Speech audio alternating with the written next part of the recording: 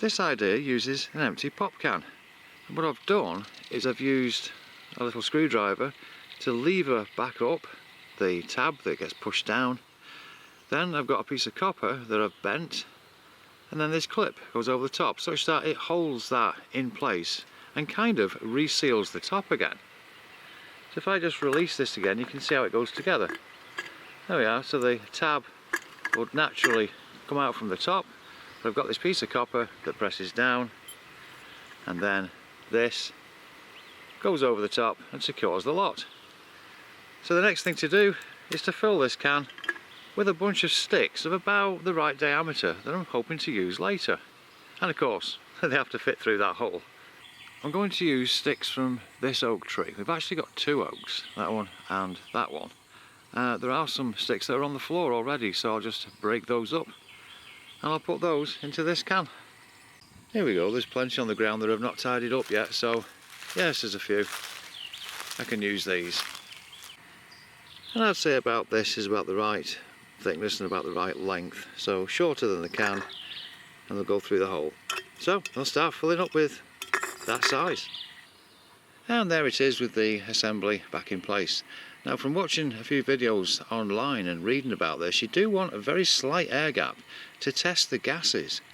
So if you put a match when it's all heated and if there's sort of a steam coming out, that should snuff the match out. Then you should find out that the match is still being snuffed out with nothing coming out, and that apparently is carbon monoxide.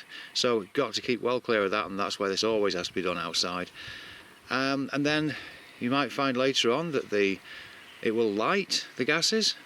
So that's another good little test of how far away along it is, and then eventually nothing again, and that's when the reaction has stopped. So let's get the fire on and let's get it started. Now there is a little bit of wind today, so I think I'm going to put the can straight on the top of the fire because I think that'll get the most heat. I'll just leave this stuff off. I've also got a fair amount of wood here because this is going to take about an hour. Just two more essential things before I begin. This is a chair to sit in, and of course a coffee.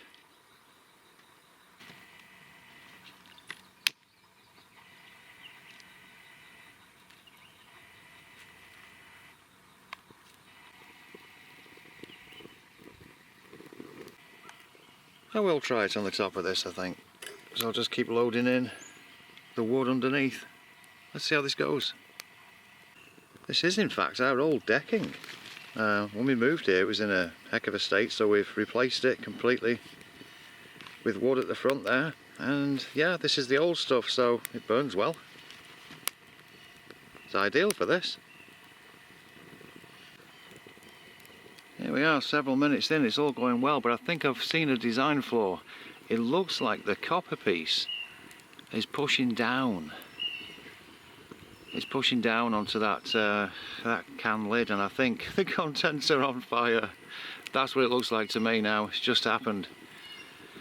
Yeah, so that needs work, that needs to be addressed. I think this is going to be a bust. And sure enough, after about half an hour, if you can hear me above these birds, then that top has gone down even further. Ah well, I'll let this burn out. We'll have a look at the contents, see what's happened. I've let it carry on a bit, about 45 minutes now. And fortunately the wind is from behind, so that's safest as well. But yeah, I'll just let this all cool down now and we'll take a look.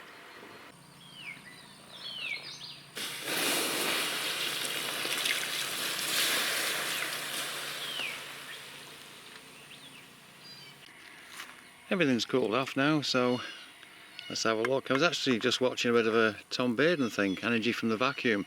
We certainly didn't have a vacuum going on there, did we? Anyway, we'll have a look at these pieces of probably burnt wood. And hey, I've only taken a couple out so far. These don't look ridiculously bad. Oh, I've got to test these for conductivity. I got the rest of them out now. Right, well, here they are, and the main thing I'm noticing is that they've not turned to ash. They appear to be, well, they look like charcoal to me. Oh, let's get these tested.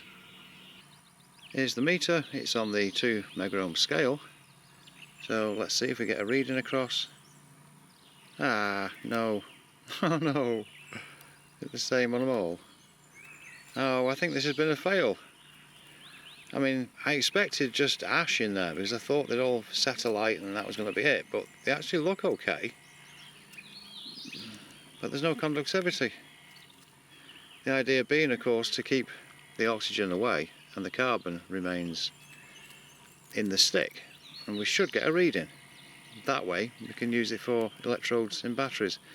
But no, doesn't seem to be conductive. Ah, well, that was a bit of a disaster in some ways. Bit of a flawed method. One way that I do know that works is when watching a video and a guy used a paint can. He used a small one and then a larger one. Well, I've only got a larger one that's pretty much empty and it is a water-based paint. There's no point using an oil-based one. Got to clean these out thoroughly. But then put the sticks in, put a small hole in the lid, and we'll try again. First thing, I've got to get this cleaned out. I was just cleaning it out and realised something. Picked up the lid, started to clean it. It's plastic, that's no good. So I've at least got to find a metal lid, but probably another can. Hey, this is really something to be aware of. I got this one, you know, you can see the metal. I thought, oh, fantastic. I ripped the thing off it, the outside label. So I thought, well, that'll just go up in flames. Checked it, and the whole thing is actually plastic. This is plastic. I've never known that. So anyway, yeah, even though it looked to be metal, it's not. Ah, found one. It is metal. It is water-based for the contents. There is a little bit in it, which I think I'll probably put into something because I don't want to waste the wood stain. But there it is, a metal can. Right, I'll clean that one out. There we are, I've cleaned it up as best I can. It's not too bad in there, and the next thing to do is I'm going to knock a little hole into this lid with the hammer, and then we can fill this up. I've taken the covering from the outside as well.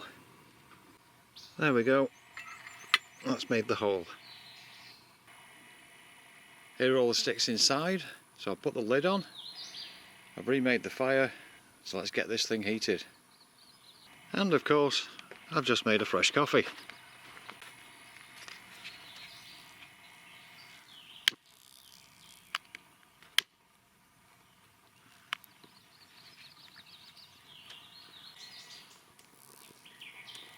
Yep, caught absolutely fine. I'll leave this to burn for about an hour.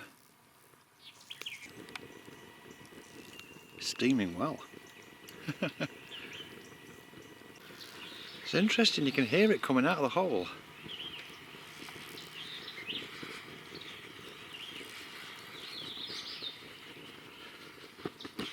Reminds me of a steam engine or something.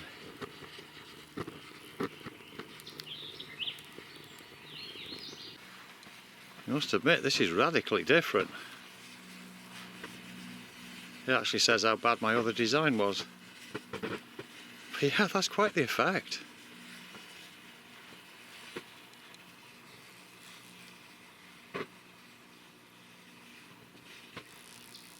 Right, it's been a few minutes and, well, that steam train type thing still going on out of the little hole. But I won't try and light it. I'll just give it a clear hour to run through this process, because it is a bit hot above there. So thinking of safety.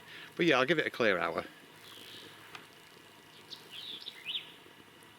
As a quick update, about half an hour in now, and that steam stuff has certainly changed. You can see there's just the barest of wisp coming out of the top. All done.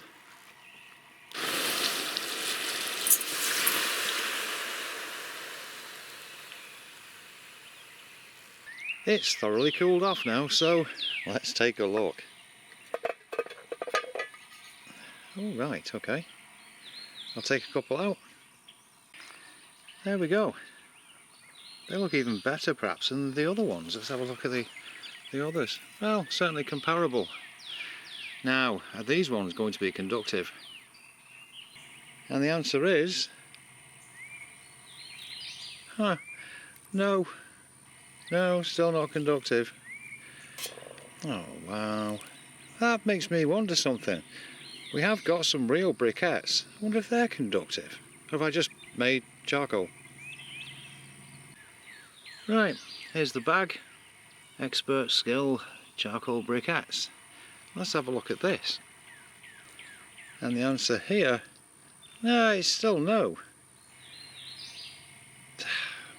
Well, at least I should be able to make this stuff. I mean, the integrity of the can is fine. I could make loads of this stuff. So, you know, probably no need to get the briquettes in the future. But they're still not conductive, and that is another surprise to me.